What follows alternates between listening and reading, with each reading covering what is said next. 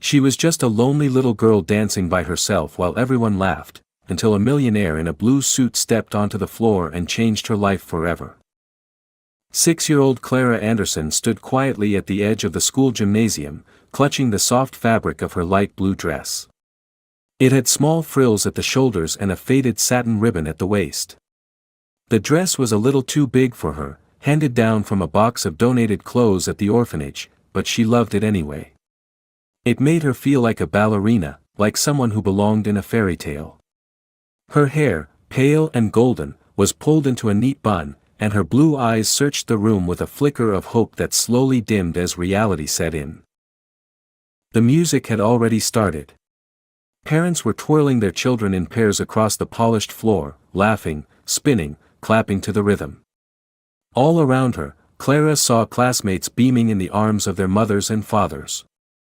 Little boys clumsily danced with their dads. Girls in pastel dresses rested their heads against their moms' shoulders during slow songs. Clara remained alone. She took a deep breath. Miss Ellen, her caretaker at the orphanage, had encouraged her to go, had said she didn't need anyone to dance with to have a good time. Just feel the music, she had said, and smile. When you smile, the world smiles back. Clara tried to believe that. She stepped onto the floor, lifting her chin slightly and spreading her arms as the music swelled. She moved gently, carefully, as she had practiced alone in her room at night when no one was watching. She twirled, let her feet glide, imagined what it would be like to have someone waiting for her at the edge of the room, clapping just for her. But the laughter began almost immediately. At first it was quiet, whispers and giggles. Then louder. "She's dancing alone," a boy shouted. "Where's your mom, Clara?" "Oh right, you don't have one," came a high-pitched voice from the side. A group of girls huddled together, trying to stifle their laughter but making no real effort to hide their smirks. One of them mimicked Clara's spin, flailing her arms exaggeratedly. Clara felt the sting. Her cheeks burned. But she kept dancing. She kept dancing because stopping would mean letting their words win. She kept dancing because it was all she could do not to cry. She kept dancing because, somewhere deep down, she still believed that maybe, just maybe, someone would see her, really see her, and not turn away. Among the crowd seated on folding chairs at the back of the gymnasium sat Alexander Reeves, a man who, under most circumstances, never attended school functions. He wasn't married, had no children of his own, and usually avoided public appearances that weren't tied to business. But that evening, he had agreed, reluctantly, to accompany his sister and nephew to the school's annual family dance. His assistant had insisted it would be a good PR move, something that showed he supported the community, and Alexander, tired and overbooked, had nodded just to end the conversation.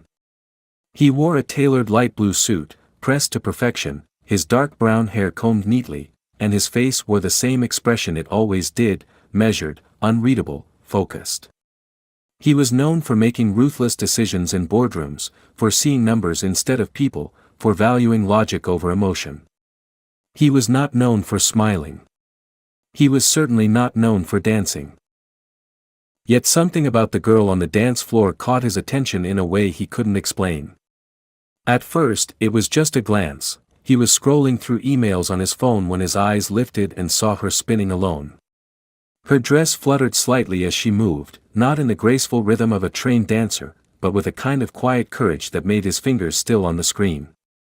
She was small, her shoulders tense, but there was a fierce determination in her eyes. It was only when he noticed that no one was with her, no partner, no parent, no adult guiding her hand, that he truly started to watch. The laughter reached him soon after. He saw the pointing fingers, the mocking voices, the way the girl's face flushed but didn't fall. She didn't stop moving. He couldn't look away. Alexander Reeves had spent decades perfecting the art of disconnection. It had been necessary, in some ways, for survival.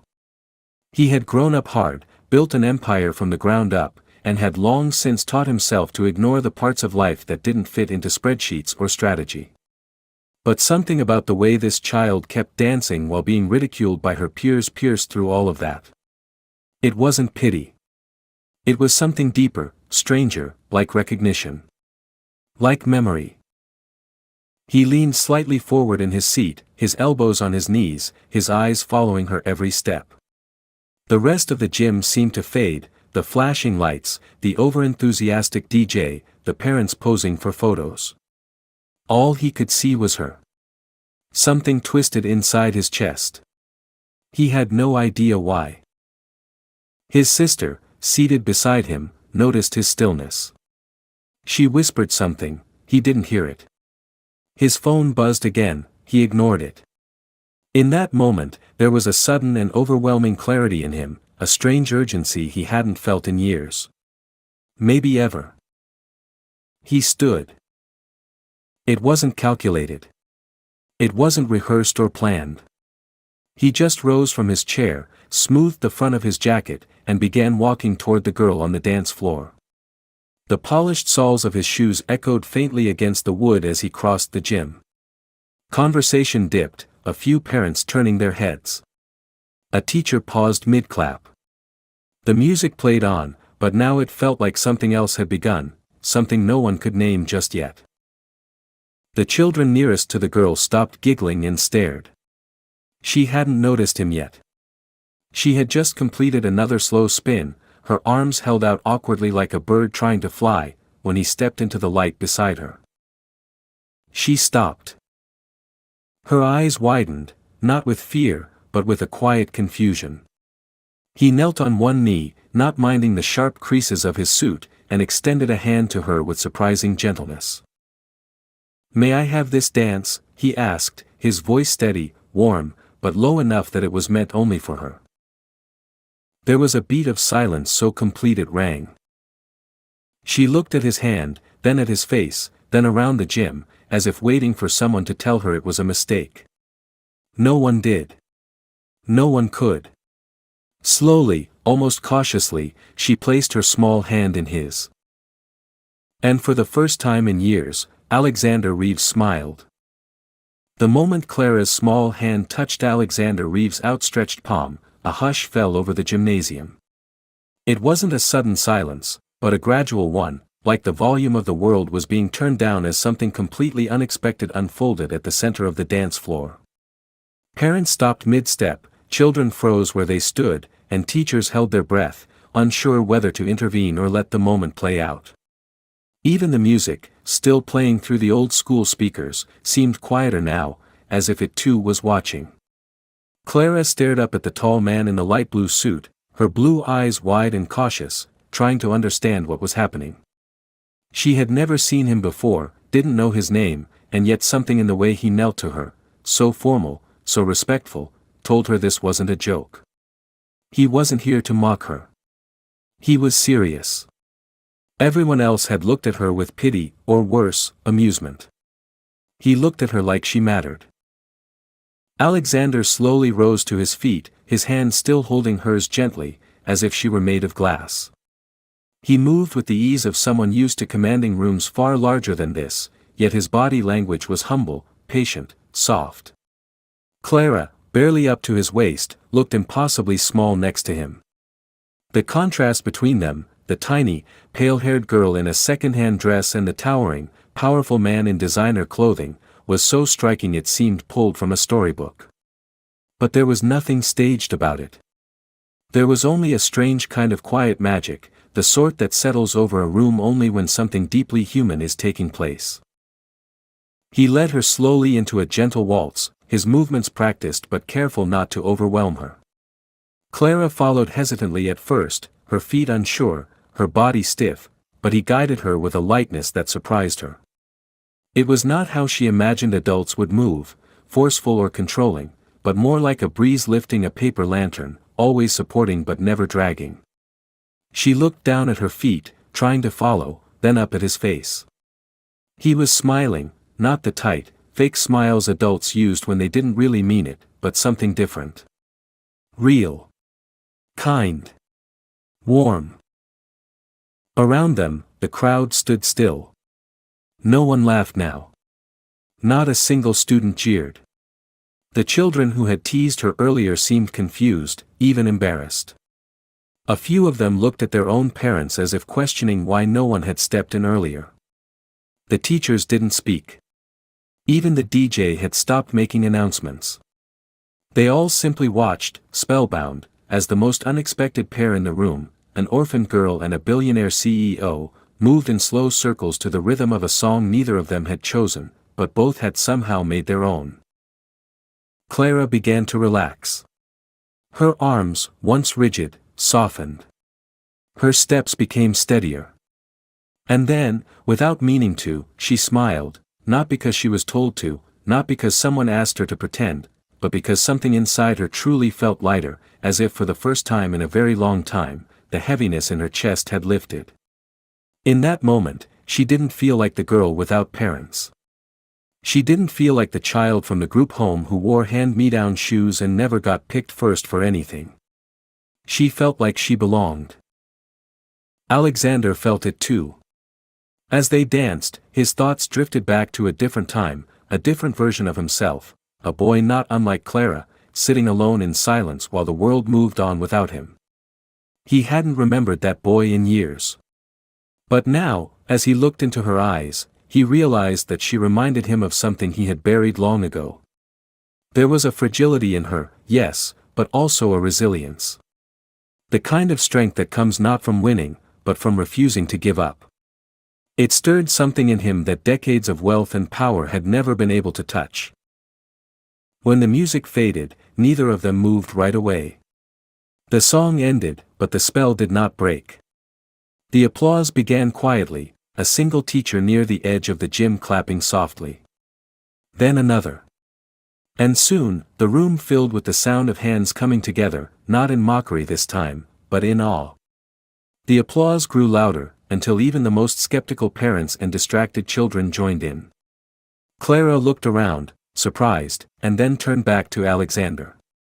He nodded to her, eyes shining with something unspoken, and bowed slightly. She copied him, giggling shyly.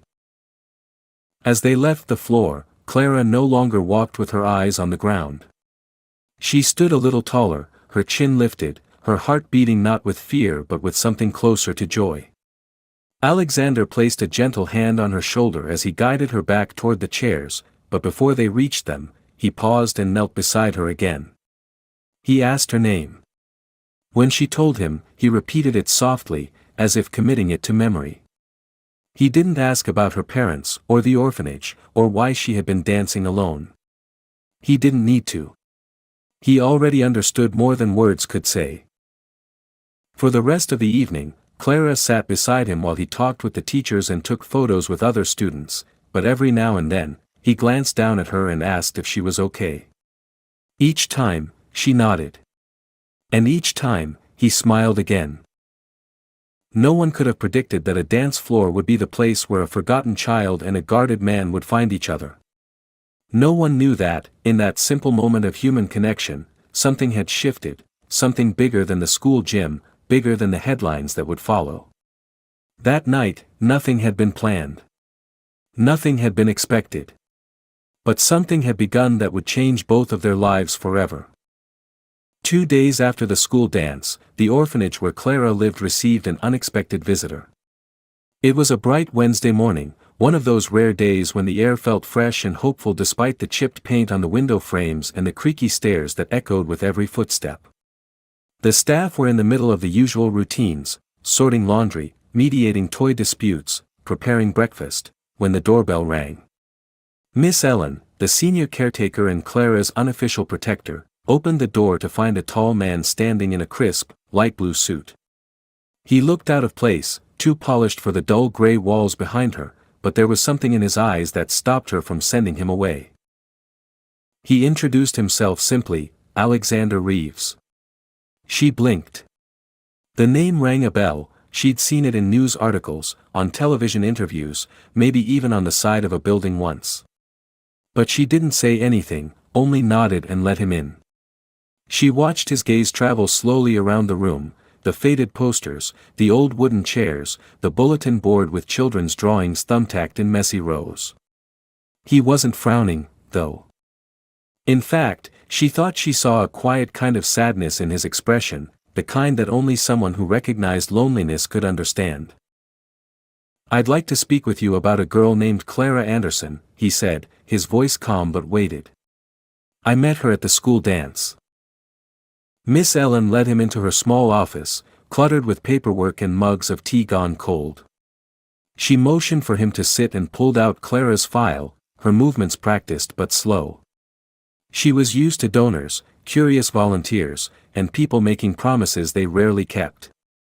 Something about him was different. He wasn't speaking like a man offering charity.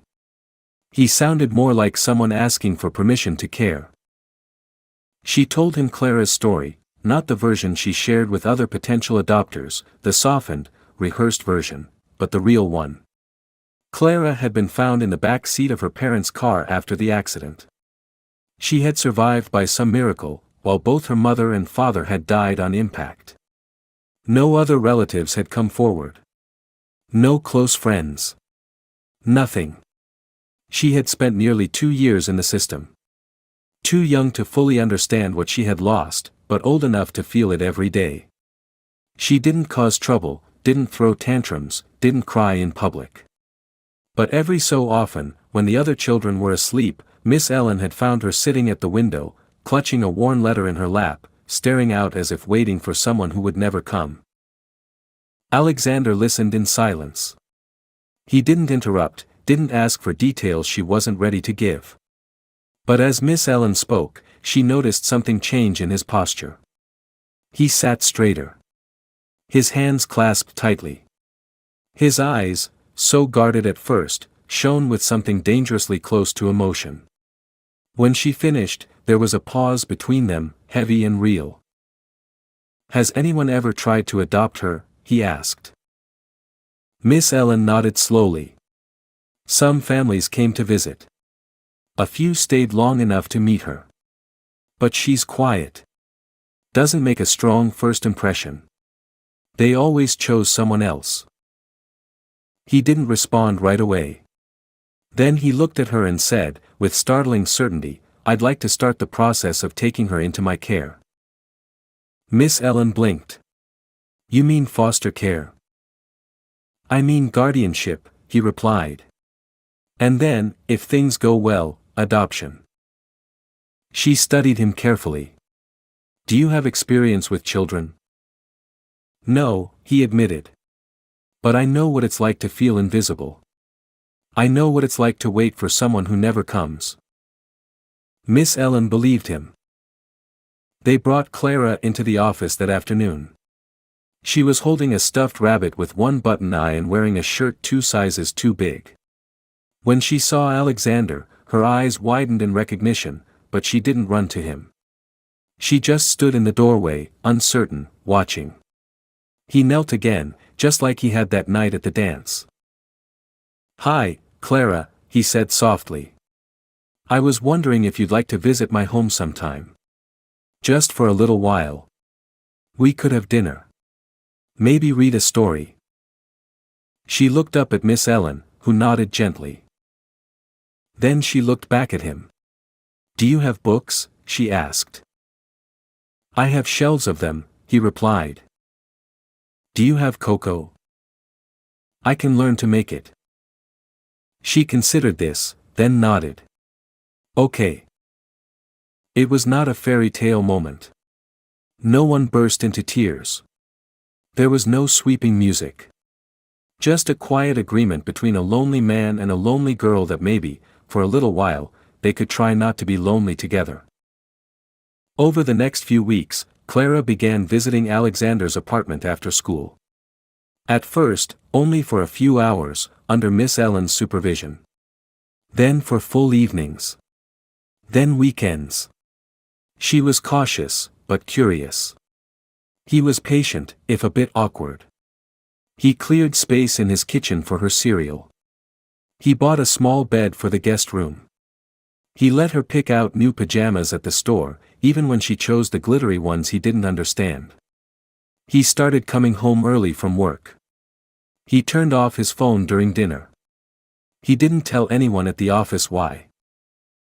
One night, she asked if he could read to her before bed. He picked a book at random, sat on the edge of her new bed, and read. His voice was rough at first, and used to the rhythm of children's stories, but by the third page, she was curled against his side, eyes half closed. When the story ended, she didn't move. Just whispered, "Thank you, Mr. Alex." He didn't know what to say. So he just said, "You're welcome, Clara." Then he turned off the light and sat in the hallway for a long time, listening to her breathing, wondering when the last time was that someone had stayed near her as she fell asleep. He realized he didn't want to go back to the way things were. Not for himself. And definitely not for her. Alexander Reeves had always believed his home was perfect. Every piece of furniture had been chosen by professionals. The walls were covered in subtle, expensive tones of gray and ivory. The floors were polished oak, the shelves filled with hardcovers no one had ever opened, and the kitchen gleamed like a showroom, all chrome and marble, spotless and unused. His penthouse apartment on the Upper East Side was perched high above the city, with glass windows that stretched from floor to ceiling, offering a view of Manhattan that most people would only see on postcards. But despite the wealth, the beauty, and the endless space, there was no warmth in it. His home had been designed to impress, not to comfort. It was a place meant for meetings, brief visits, solitude. It echoed when he walked through it alone. The first time Clara stepped into his apartment, she didn't say anything for several minutes. She stood near the entrance, gripping her worn stuffed rabbit, her eyes scanning the pristine surfaces and tall ceilings like she had just entered a museum. He watched her quietly, unsure of what she was thinking. He had never brought a child here. Never brought anyone here for anything more personal than a catered dinner or a corporate photo shoot. He realized suddenly how empty the space felt through her eyes. Not just physically, but emotionally. When she finally spoke, she asked, "Where are the toys?" Alexander blinked. "I don't have any." "Not even one?" she asked, sounding more puzzled than disappointed. He shook his head. "But we can get some. Whatever you like." That night, for the first time since moving in, he opened the guest room door and let someone stay there. It had always been called the guest room, but it had never had a guest. He'd ordered the bed, the dresser, the nightstand all at once, months ago, without thinking anyone would use them. Now he brought in new sheets, blue ones with stars on them, and let Clara choose where she wanted the stuffed animals to sit. She picked a corner and asked if she could tape a drawing to the wall. He said yes without hesitation. The next morning, she drew a sun with a smiley face and a house with 2 windows and a crooked door. He didn't tell her that the house in her drawing looked more like a home than the one they were standing in. As days passed, the apartment began to change, almost imperceptibly at first. A tiny pair of shoes sat by the front door. There were cereal boxes in the pantry he never would have bought on his own. There were books in the living room with brightly colored covers and dog-eared pages. The fridge, once a sterile display of bottled water and untouched takeout containers, now held juice boxes and half-eaten apples. He learned how to make hot cocoa, not the kind from a machine, but from scratch, with milk warmed on the stove and marshmallows added by Clara's tiny hand. His assistant was confused when he canceled his early morning meetings. His housekeeper was astonished to find him cooking breakfast. The stock market still moved without him, the company still ran, but he, Alexander Reeves, was now spending his evenings figuring out the difference between bedtime stories and chapter books. Clara didn't adjust quickly, not completely. She was still quiet at times, especially at dinner. She didn't laugh easily.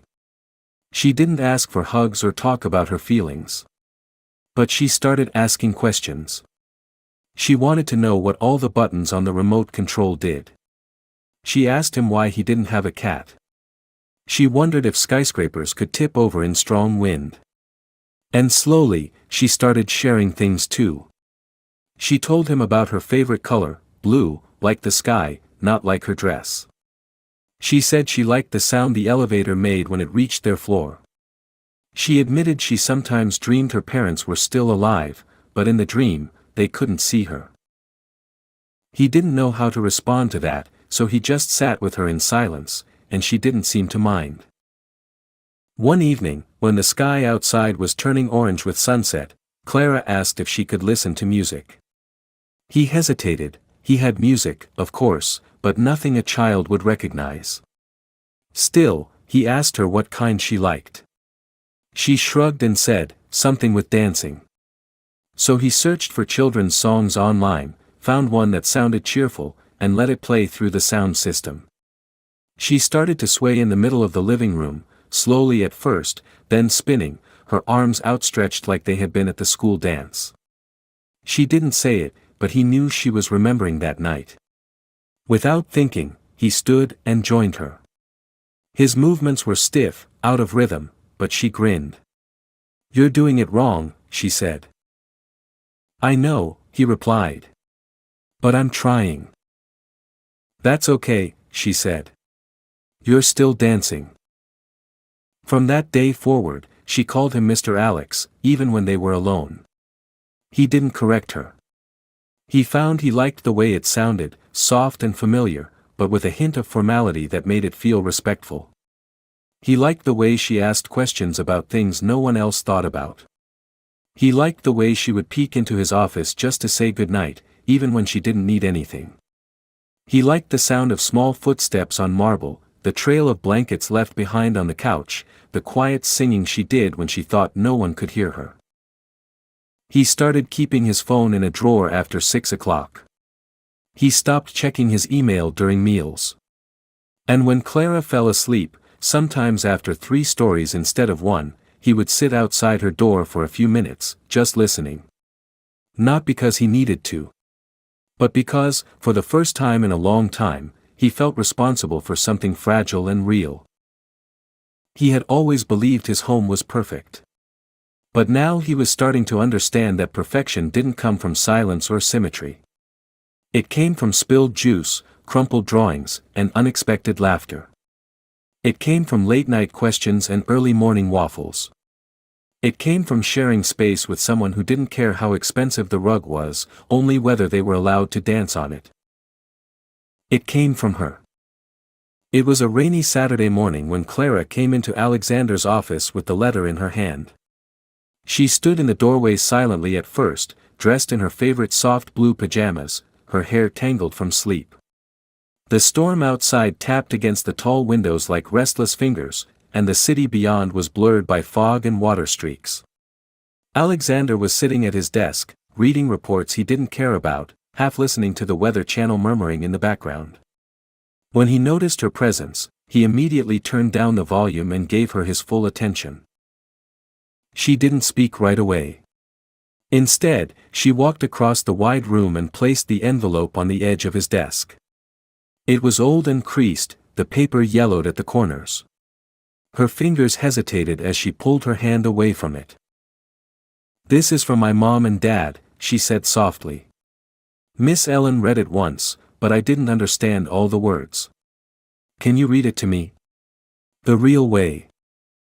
Alexander picked up the envelope carefully, like it might fall apart in his hands. There was a name on the front in faded ink, Clara Anderson. No stamp. No address. Just her name. The handwriting was neat but shaky, as if it had been written in a hurry or with trembling hands. He glanced at Clara, who had climbed into the chair opposite him and tucked her knees up to her chest. Her eyes were wide, not afraid, but waiting, ready for something she didn't fully understand but somehow needed to hear. He opened the envelope slowly and unfolded the letter. It was written in 2 parts, one section in a woman's voice, the other in a man's. The words were filled with love, regret, and an aching hope. They had written it together, clearly knowing that they might not survive what was coming. Clara's mother had written about her daughter's smile, how she danced in the kitchen, how she loved pancakes with too much syrup. Her father had written about a friend, someone from their past who might still be out there, someone they had helped once long ago. Alexander's breath caught when he read the name. If anyone finds this, the letter read, and Clara has no one left, please try to find our old friend, Alexander Reeves. We met him on a back road years ago. He was lost, freezing, scared. We gave him food, a ride, kindness. He was just a teenager then, but there was something in his eyes that said he would become someone strong. If he's alive, if he remembers us, maybe he can help her when we no longer can. He stared at the page in stunned silence. For a moment, he thought his vision had blurred, but it wasn't the rain, it was something inside him, something raw and buried that had come surging back. He looked up at Clara, who was watching him with quiet intensity, her chin resting on her knees. I think this is about me, he said, barely recognizing his own voice. Clara blinked. You knew my mom and dad? I think I did. A long time ago. I didn't know their names, but it has to be them. And then the memory hit him like lightning cracking through the fog. He was 17, lost on a road somewhere in upstate New York, his car dead after a foolish decision to drive through the night without checking the gas gauge. It was winter, bitter and sharp, and he had been walking in the dark, shivering, too proud to call for help, too afraid to admit he'd messed up. A car had pulled over. A man and woman had gotten out, bundled in coats, and offered him a ride without hesitation. They didn't ask questions. They gave him hot tea from a thermos, wrapped a blanket around his shoulders, and drove him 2 hours out of their way just to make sure he got home safely. They had told him their names, but he hadn't remembered them. He'd thanked them, promised to repay them someday. But life had swept him away, college, business, ambition, and he'd never seen them again. Until now. He looked at Clara and something inside him shifted, something irreversible. He had been called here, not by chance, not by coincidence, but by a debt he hadn't even known was waiting to be repaid. You saved me before you were even born, he whispered. She tilted her head. What do you mean? Your parents helped me when I was lost. They took care of me when no one else would. I think, they wanted me to do the same for you. She sat very still, taking in his words. Her lips parted like she wanted to speak, but instead, she simply reached out and placed her hand over his on the desk. Is that why you danced with me? She asked. I didn't know it then, he said. But maybe something deep inside me did. The storm outside thundered, but inside, there was a strange and powerful stillness. The letter lay between them like a thread connecting past and present, grief and healing, loss and purpose. From that moment on, Alexander no longer thought of Clara as a temporary part of his life. She wasn't a guest or a project or even a responsibility. She was a promise he hadn't known he'd made, a chapter of his own story he hadn't expected to continue. The weight of the letter stayed with him, but it wasn't a burden. It was a gift. A second chance. A reason to believe that sometimes, even in the darkest corners of the world, love finds a way to echo back. That night, after she had gone to bed and the apartment was quiet again, Alexander sat alone with the letter in his lap. He read it 3 more times, memorizing every line, every word, every plea. Then he folded it carefully, placed it back in its envelope, and put it in the drawer beside his bed, not because he was hiding it, but because it belonged close. It was no longer a message from the past. It was the beginning of everything that was yet to come. The hearing was scheduled for a Tuesday morning in early spring. The sky over Manhattan was pale and heavy with clouds, as though it hadn't quite decided whether it wanted to cry or simply hang silent over the city. Inside the courthouse, fluorescent lights flickered and chairs creaked under the weight of anxious bodies. The family court waiting room was a blend of paper coffee cups, rustling folders, tired social workers, and the hum of muted conversations. Alexander sat stiffly in a dark gray suit that he had chosen not for power but for simplicity.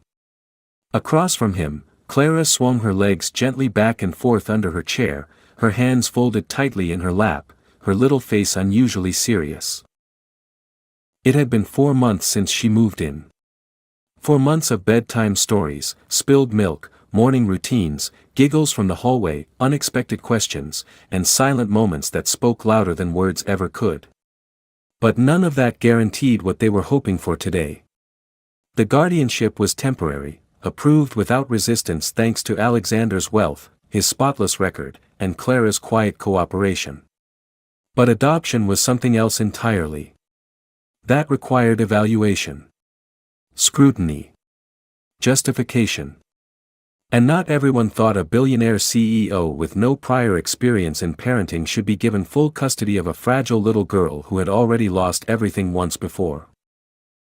Alexander had gone through every required procedure, attended the parenting classes, endured home inspections, interviews, psychological evaluations.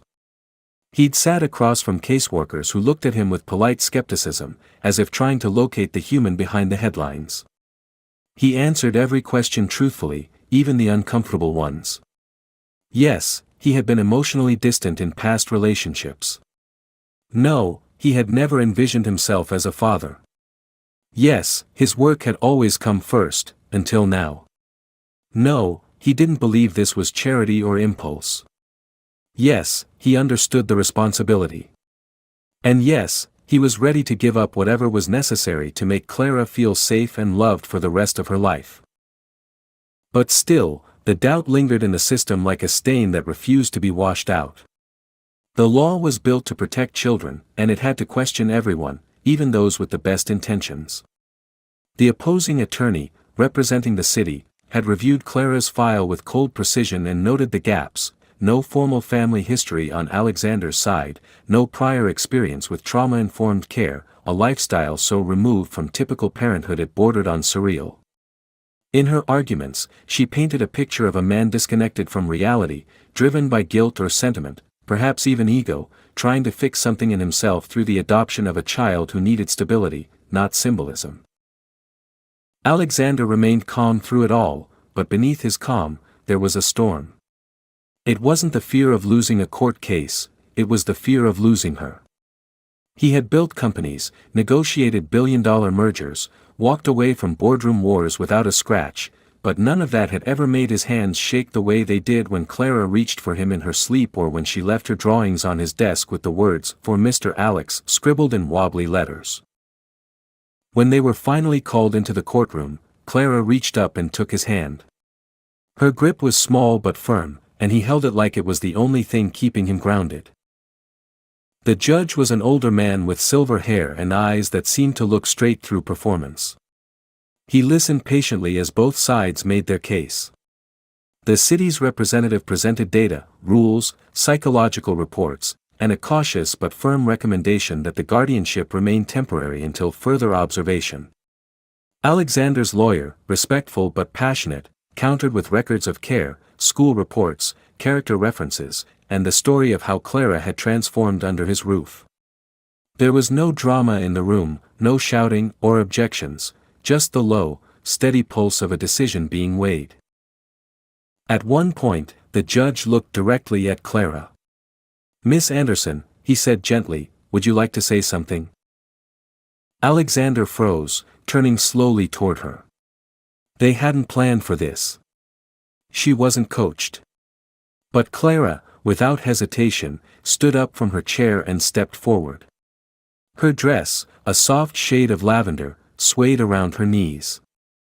She didn't look scared. Just very, very certain. "He doesn't know how to braid hair," she began, which caused a quiet chuckle in the courtroom. "But he makes my pancakes smile with syrup. He burns toast sometimes, but he always tries again. He reads books even when he's tired. He sits outside my room when I have nightmares, and he never tells me I'm being silly." She looked at the judge, her voice clear. "He doesn't yell. He doesn't forget. He asks if I'm okay, even when I say yes and I'm not really. He danced with me when no one else would. He came back for me." Then she looked back at Alexander. "He's not just my friend. He's my home."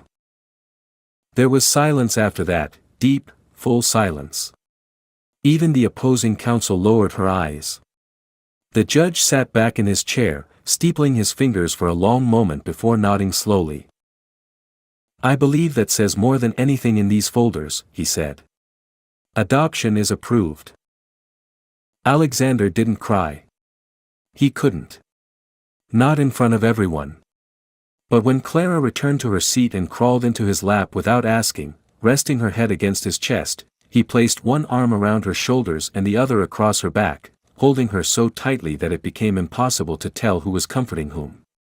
For the first time since that school gymnasium, he felt something he hadn't known he'd been missing all his life: peace.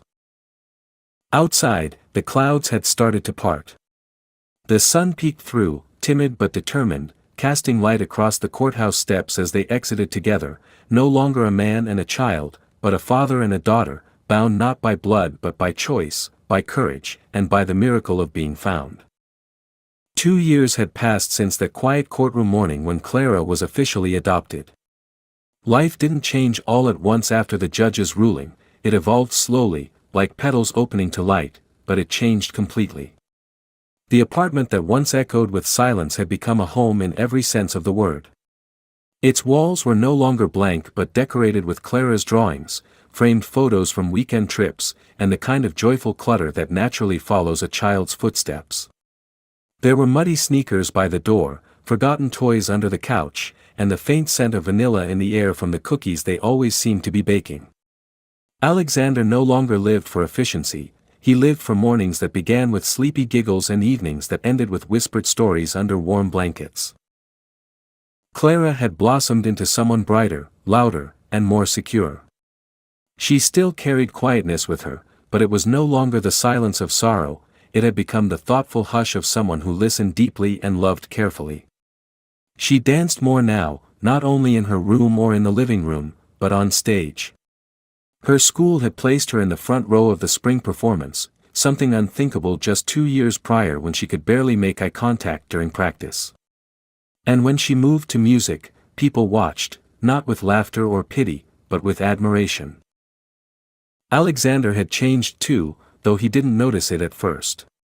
He laughed more freely, asked more questions, gave longer hugs. He found himself caring about small things, a scrape on Clara's knee, the loss of her favorite pencil, the fear of thunderstorms.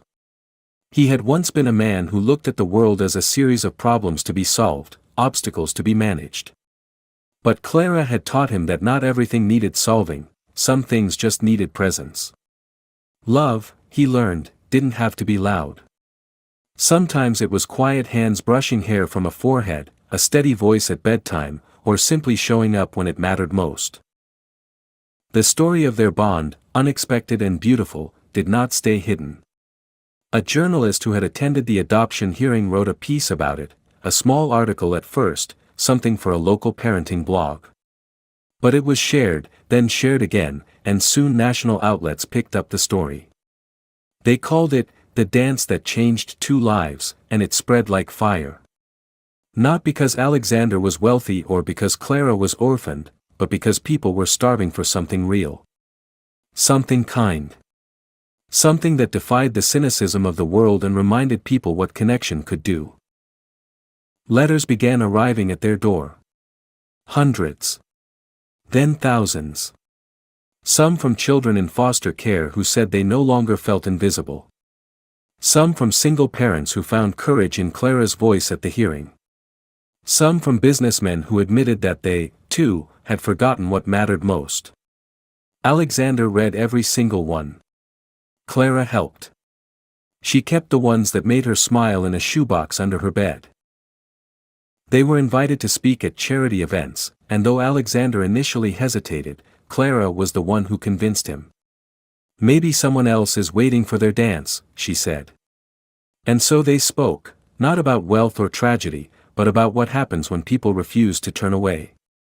Together they launched a foundation called the Dance of Hope. Its mission was simple but powerful: to support older children in foster care who were often overlooked for adoption, to fund after-school art and dance programs, and to remind people that small acts of love can leave lifelong echoes.